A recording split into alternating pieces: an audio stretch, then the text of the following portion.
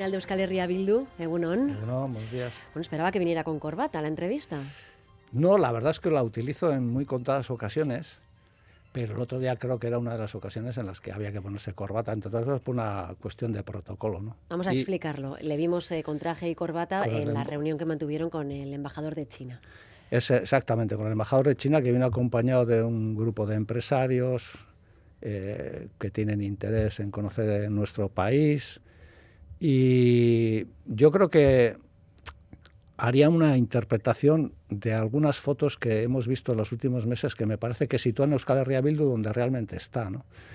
En el último mes hemos visto que el presidente de Uruguay, el señor Yamandu Orsi, ha recibido, a la primera persona que ha recibido en su despacho ha sido a Gorka Lejabarreta, nuestro senador, que también estuvo con Pepe y Lucía. Hemos visto a Merche Aizpurua con Sánchez, nos hemos entrevistado con la embajada china, la embajada de la República Popular de China. Estamos conociendo que Jonathan Powell, que es jefe de gabinete del gobierno británico, que ahora mismo está enfrascado en las negociaciones, si es que existen, entre Europa y Rusia, gran amigo nuestro, al que fuimos a visitar, yo concretamente cuando fui... Ahí también llevo corbata. Me puse corbata porque estuve en Westminster, y en Westminster es casi obligatorio ponerse corbata, y creo que eso muestra bien a las claras en qué nivel de relaciones se mueve Euskal Herria Bildu, ¿no? Yo he dicho en alguna ocasión que tenemos una gran red de relaciones internacionales. Yo diría que van a pensar que soy de Bilbao y estoy en Bilbao, pero creo que no hay otra formación política ni institución en el país, en el conjunto de los 7 territorios, que tenga el nivel de relaciones políticas que tiene Euskal Herria Bildu, y eso demuestra la fortaleza de Euskal Herria Bildu. Y están haciendo esfuerzos por ampliar además esa red de relaciones. Esta semana Pello Chandiano también con Confebask, con comisiones obreras, pero también con Confebask. Usted no estuvo en ese encuentro, pero habrán compartido impresiones. ¿Qué conclusiones han sacado? Bueno, yo creo que ya las explicó Pello, ¿no? Es decir, nosotros estamos haciendo una ronda como Euskal Herria Bildu, en este caso en los 3 territorios, pero solemos hacer rondas normalmente en el conjunto de los 7 territorios del país. Pello fue con una propuesta fundamentalmente que afectaba a la preocupación existente en el país en términos prudentes sobre la crisis económica o, digamos, los nubarrones que se ciernen sobre la situación económica, que tampoco hay que dramatizar, y con la propuesta sobre el SMI, en este caso para los 3 territorios, pero sí que estamos haciendo una apuesta porque exista un SMI en los 4 territorios del sur del país. Y el cambio de impresiones se produjo en términos de cómo se veía la evolución económica del país, en este caso de los 3 territorios, pero sí que hicimos una crítica que creo que yo hoy tengo que volver a subrayar. Los sindicatos en estos 3 territorios con Confebask, pero también en Nafarroa, han planteado un SMI propio para nuestro país, diferente del Estado español, y tiene una lógica aplastante, es decir, las condiciones materiales y económicas de nuestro país son diferentes a las de otras zonas del Estado. Y Confebask, en el caso de la patronal de los 3 territorios, se ha negado a sentarse con los sindicatos, cosa que nos parece absolutamente criticable. Es decir, cuando alguien te plantea un diálogo y te lo plantea en términos razonables y te lo plantea además con una propuesta que ha reducido a 1.500 euros en el caso de los 3 territorios, decir que no te vas a sentar no nos parece muy adecuado, ni muy educado, ni muy constructivo en términos políticos y sociales. Seguro que desde la parte de Confebask les replicaron recordando la alta tasa de absentismo que hay en las empresas vascas. Bueno, estamos dispuestos a hablar de ese tema también. Usted sabe que la patronal, en todas las patronales, pero especialmente Confebask y también la Confederación Navarra de Empresarios, tienen una cierta tendencia a inclinarse por el modelo Ayuso de economía social. Y sobre todo les gusta también la política fiscal de la señora Ayuso, cosa que no nos sorprende mucho porque es una política fiscal muy favorable a los empresarios, ¿no? Los empresarios quieren hablar de desestímulo laboral, no tenemos problemas, pero hay que recordar que aquí las bajas las dan los médicos y que, por lo tanto, tratar de hacer creer que la gente más o menos no le gusta trabajar, se da un poco la impresión de que hay gente que es vaga, que quiere vivir del erario público, etcétera. Me parece que es coger el debate por las ramas. Creo que tendríamos que hacer un debate en el que nosotros y nosotras siempre hemos manifestado una cosa. Nosotros somos una izquierda que reclama derechos y también plantea obligaciones. Y yo creo que en ese marco de derechos y obligaciones todo el mundo deberíamos de sentirnos lo suficientemente reflejados como para hacer ese debate en profundidad. ¿Cuál es el problema? Y con esto concluyo porque sé que me alargo mucho en mis respuestas. Yo he conocido una sociedad muy industrial en mi pueblo, en el Goibar, en la que la gente entraba a trabajar y tenía un horizonte vital prácticamente asegurado. Primero, creía, y probablemente sucedía así, no probablemente sucedía así, que la gente trabajaba en la misma empresa a lo largo de toda su vida, como ocurrió a mi padre, por ejemplo. A los pocos años tenía la certeza de que iba a poder tener una casa en la que vivir, una familia a la que sostener, y ahora mismo los jóvenes lo que se encuentran es con un horizonte vital en el que, aunque trabajen, no tienen capacidad para adquirir una vivienda y no tienen capacidad para fomentar y para construir un proyecto. Y eso es lo que probablemente está haciendo, más los sueldos bajos y la precariedad laboral, que la gente entienda que el trabajo ha dejado de ser lo que fue para las anteriores generaciones. Sobre la revisión fiscal, seguro que intercambiaron también impresiones, la durísima posición de la patronal de Confebask. No sé si escuchó a Tamara Yagüe aquí en Radio Euskadi. Esa posición tan dura, esa crítica tan contundente, ¿la hace buena para la izquierda? Yo creo que no. Es decir, una cosa es que tú hagas una revisión fiscal y los portavoces de este gobierno, sobre todo los del PNV, se están encargando mucho de decir que no estamos frente a una reforma fiscal, sino ante una revisión fiscal. Lo que pasa es que a la patronal le gustaría que fuera todavía más favorable a sus intereses. El problema es que ahora hay un lío en el país en el que unos dicen que es de derechas y otros es de izquierdas. Y bueno, desde luego de izquierdas para nosotros no es. En este debate, la cuestión central que nosotros hemos planteado es: esta es una revisión fiscal que habla mucho de deducciones.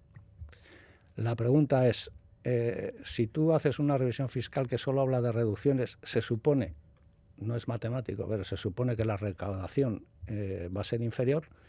Y la pregunta es, ¿cómo sostenemos unos servicios públicos en el conjunto de Euskal Herria, pero en este caso en los 3 territorios, si tenemos menor recaudación fiscal y si las necesidades de servicios públicos van a aumentar en términos exponenciales en los próximos años? Y la pregunta que hay que responderse es esa. Si uno ve la curva demográfica del país, las necesidades que vamos a tener de atención, por ejemplo, a las personas mayores, etcétera, ¿esto cómo se va a financiar en los próximos años si uno tiene una política fiscal que no recauda lo suficiente como para sostenerlos? Esa es la pregunta que hemos hecho y desde nuestro punto de vista esta revisión fiscal no responde a esa pregunta. ¿Hubiera sido mejor que no hubiera cambios en la fiscalidad? Nosotros éramos partidarios de hacer una reforma fiscal y de hacer un debate fiscal en serio y de hacer una reforma fiscal en profundidad. Yo sé que a veces el marco que se trata de plantear es la izquierda solo habla de recaudar y la derecha es la que genera riqueza. No, vamos a hacer el debate en su globalidad. Es decir, vamos a hablar de cómo se genera riqueza, quién genera riqueza y cómo se reparte la riqueza, porque la fiscalidad es sobre todo un instrumento de reparto de la riqueza. No es un instrumento que se puede utilizar en temas como vivienda, etcétera, pero de forma colateral. La reforma fiscal necesita redistribuir la riqueza y garantizar los servicios públicos. Y desde nuestro punto de vista, lo que se ha hecho es una revisión fiscal que desde nuestro punto de vista no va a generar los recursos financieros suficientes como para sostener los servicios públicos. Claro, dice la otra parte negociadora que no encabieron una intención real en Euskal Herria Bildu de llegar a un acuerdo. Bueno, pues Euskal Herria Bildu viene de aprobar los presupuestos en Araba y en Vizcaya. Hemos mantenido acuerdos en un montón de ayuntamientos con fuerzas dispares, desde el Partido Socialista al Partido Nacionalista Vasco, y por lo tanto esto es como una especie de mantra. Dice, no, nunca tuvimos la... Pero vamos a ver, nosotros tenemos 27 diputados en el Parlamento de los 3 territorios, y los mismos que el Partido Nacionalista Vasco. Nosotros dijimos desde el principio, nosotros queremos una reforma fiscal que garantice los ingresos suficientes en términos financieros para sostener los servicios públicos. Esta es nuestra propuesta. Y eso tiene que tocar necesariamente de determinados temas, como es el impuesto a sociedades, etcétera. Si se quiere hacer otra cosa, hay otros socios. Hay otros socios. No estamos haciendo un drama de esto. Y además es bueno para el país que haya modelos fiscales diferentes. Porque desde mi punto de vista esto enriquece el debate político y enriquece las posibilidades reales y potenciales del país. Nosotros tuvimos plena disposición. Ahora, lo que no vale es... Fíjese, llegamos a la paradoja en un momento determinado de todo este proceso de que el Partido Nacionalista Vasco y el Partido Socialista alcanzaron un acuerdo con Podemos que luego no pudo materializarse porque Podemos lo rechazó en referéndum y nos hicieron una propuesta de que se lo aprobásemos nosotros. Oiga, esto es poco serio. Luego, ustedes querían negociar, pero sobre su propuesta, no sobre lo que... ¿La que hubo sobre la mesa se negoció en algún momento? Hubo un intento al principio y hablamos con el PNV y hablamos con el Partido Socialista también. Y les planteamos esto exactamente. Es decir, nosotros queremos una reforma fiscal, no un cambio fiscal o una revisión fiscal. Creemos que es el momento de hacerlo, porque ahora mismo, y hay otros temas, por ejemplo, que ahora mismo están en la actualidad del momento, creemos que las decisiones que no tomemos ahora en materia industrial y en otras materias son decisiones no tomadas que nos van a afectar dentro de unos años. Y la previsión que nosotros hacemos en términos demográficos y en términos de necesidades de servicios públicos en el país, en el conjunto del país, en los 7 territorios, pero en este caso me voy a referir a los 3 territorios, es la que es. Y los recursos financieros van a tener que ser los que van a tener que ser. Si tú planteas unas deducciones fiscales y eso te va a llevar a que haya menos recursos financieros, la pregunta es, ¿cómo vamos a sostener los servicios públicos? Otro de los temas del momento, la migración o cómo se atiende a las personas migrantes, sobre todo a los niños que llegan sin familia. ¿Cómo valora el pacto con Junts? Nosotros vamos a apoyar ese pacto porque desde un punto de vista somos soberanistas, somos abertzales, queremos hacer una república vasca y entonces entendemos que las políticas migratorias están mejor en manos vascas y catalanas que en otras manos. Ya sabemos que la cesión de la competencia no implica la política migratoria, pero para nosotros esto significaría que los vascos también tendríamos la posibilidad de hacer una política migratoria al estilo vasco, con un modelo, digamos, inclusivo de carácter vasco, y por lo tanto nosotros vamos a apoyar eso, primero porque es una decisión que han adoptado partidos catalanes que hablan en nombre de Cataluña y por tanto nosotros no hacemos más que respetar eso, no entramos al debate ideológico si Junts es de derechas o es de izquierdas. ¿Cataluña tiene derecho a regular sus políticas migratorias? Sí, Euskal Herria también. Y por lo tanto en ese terreno estamos de acuerdo. En segundo lugar, creemos que nosotros y nosotras también deberíamos de disponer de esa competencia. Creo que el Partido Nacionalista Vasco ya la ha pedido y nosotros le vamos a apoyar en eso, sin lugar a dudas, porque nosotros también tenemos la necesidad, desde el punto de vista de nuestra soberanía nacional, de regular en la medida de lo posible nuestras políticas migratorias. El Partido Popular está dispuesto a dar la batalla con este asunto. De hecho, en las últimas horas al Partido Popular del País Vasco le hemos escuchado hablando de efecto llamada. A Javier de Andrés le hemos leído en X diciendo que mejor sería que algunos de esos menores fueran a Marruecos, donde están sus familias. Esos discursos también calan en parte en la sociedad. Sí, evidentemente, porque se genera un marco, digamos, que está bien alimentado fundamentalmente por sectores de la derecha y la ultraderecha. Yo haría una apelación a una cosa. Primero, estamos hablando de niños y niñas. Estamos hablando de eso. Que probablemente han vivido infancias bastante duras. Me extraña que un partido como el Partido Popular, que además, bueno, imagino que es defensor de la Iglesia Católica y del catolicismo y del cristianismo, no entienda que dejemos la política a un lado. Ayudar a la gente y ayudar a la gente más necesitada es un mensaje cristiano y es un mensaje que desde una posición laica y atea nos hace mejores personas. Son niños y hay que ayudarles. Y por lo tanto esa es nuestra posición. Después podemos hacer un debate mayor, porque el efecto llamada es el que hizo en el caso de los 3 territorios Confebask, que dice que hace falta cientos de miles de personas que vengan a trabajar. Entonces, ese es el efecto llamada. Bueno, esto les parece bien. Creo que nosotros necesitamos fijar una posición meridianamente clara en torno a este tema.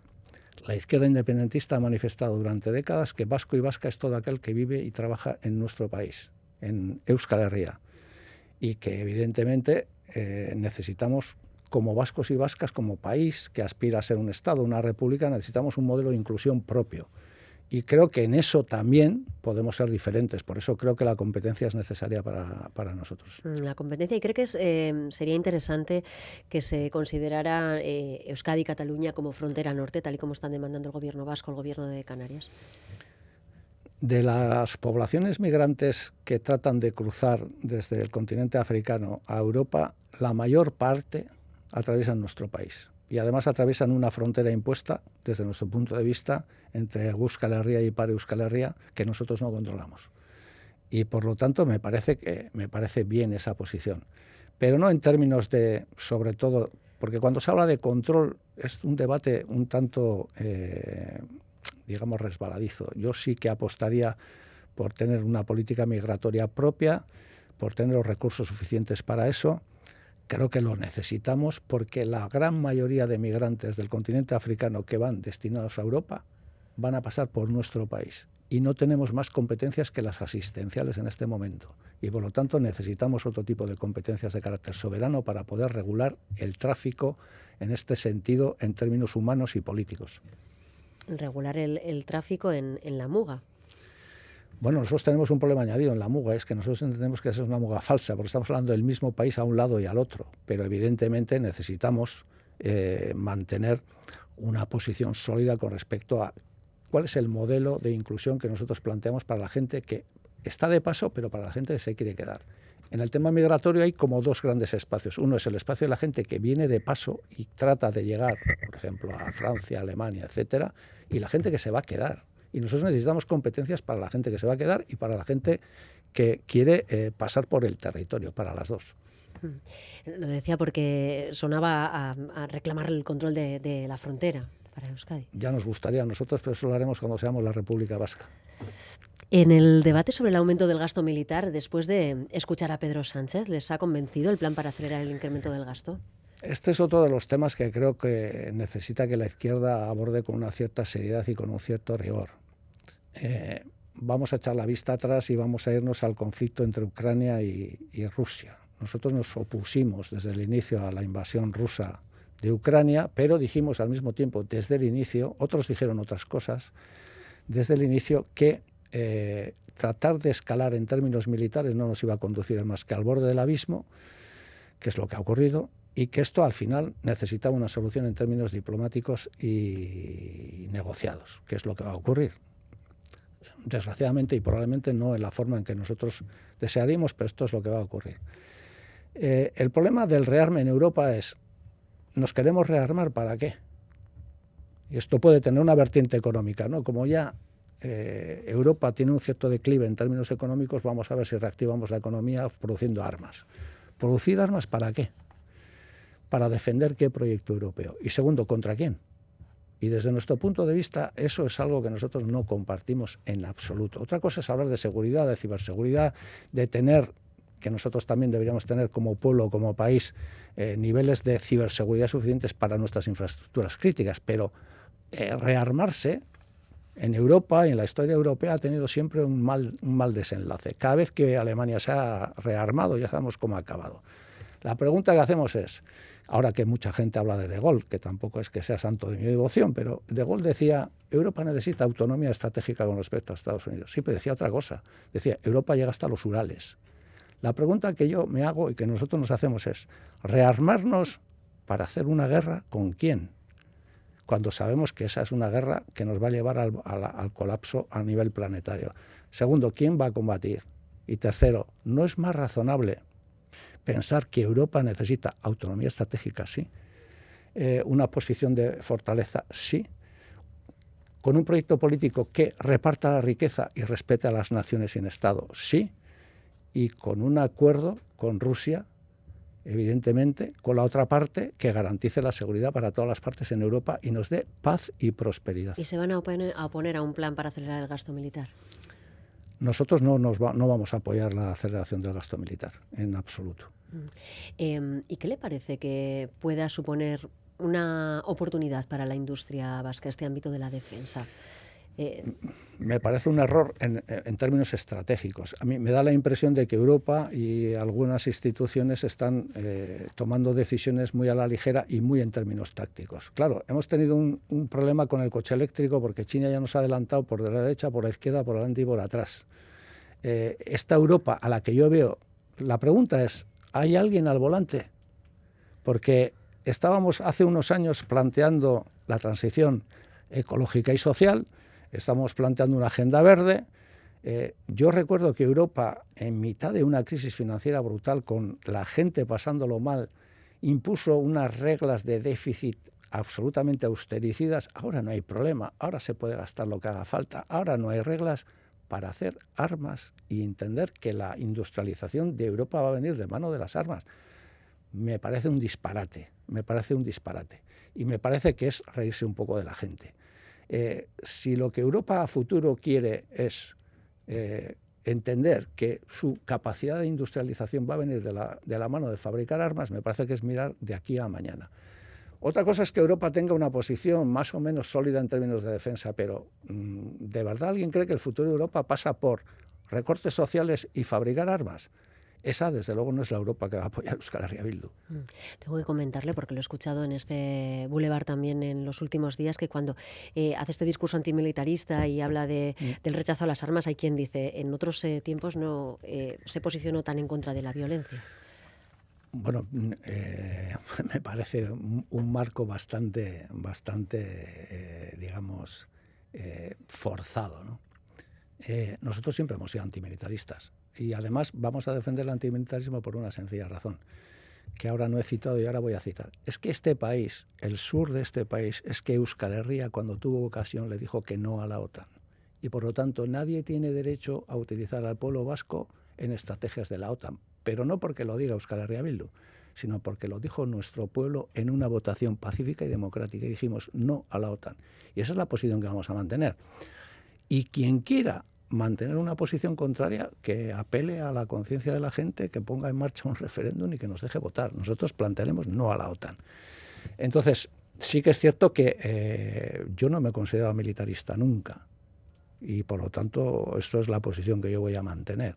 Otra cosa es que me resulta chocante y curioso que quienes apelan a nuestro pasado, al pasado de algunos en términos personales, diciendo, oiga, usted no se posicionó contra la violencia, son ahora los mayores defensores de la misma, porque ahora están enloquecidos por fabricar armas, por mandar armas a Ucrania, por mandar armas ofensivas. Entonces, esto nos lleva, digamos, a un escenario en el que si estamos en una apuesta por la paz, por la negociación y por la diplomacia, yo creo que nosotros ya hicimos una renuncia explícita a la utilización de la violencia. Hay otros que ahora abogan por la utilización masiva de la violencia. Entonces, el problema lo tienen ellos, no nosotros. Quería plantearle también el debate energético, porque se ha dado diferentes episodios en algunos pueblos, en Arrazo o Barrundia.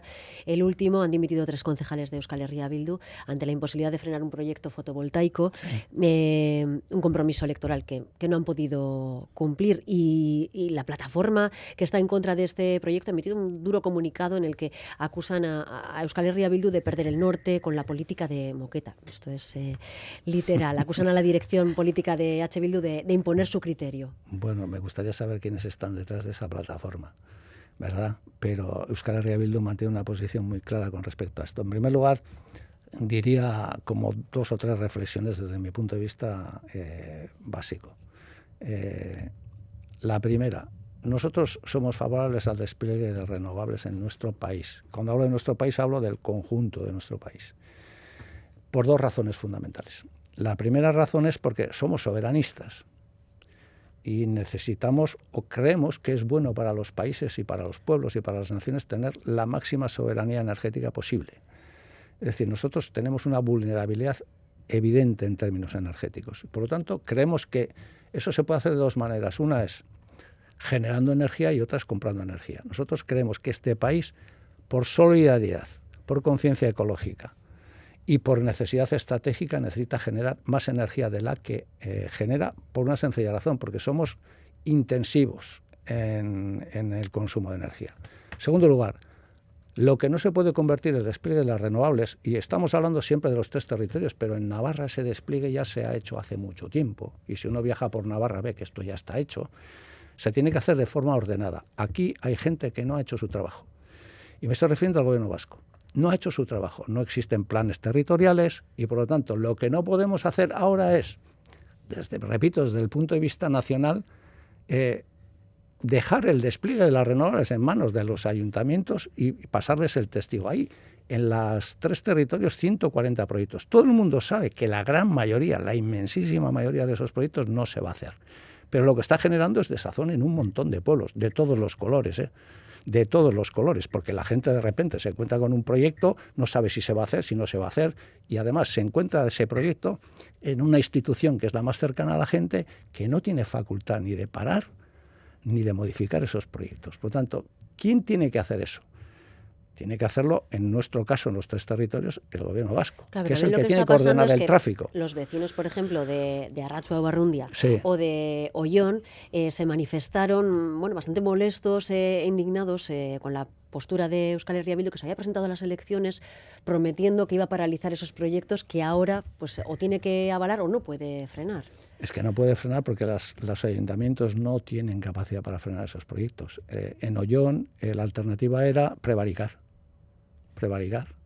y judicializar el tema. Entonces, en Ollón, Euskal Herria Bildu no avaló el proyecto. Lo que hizo fue hacer un trámite administrativo porque lo demás prevaricaba.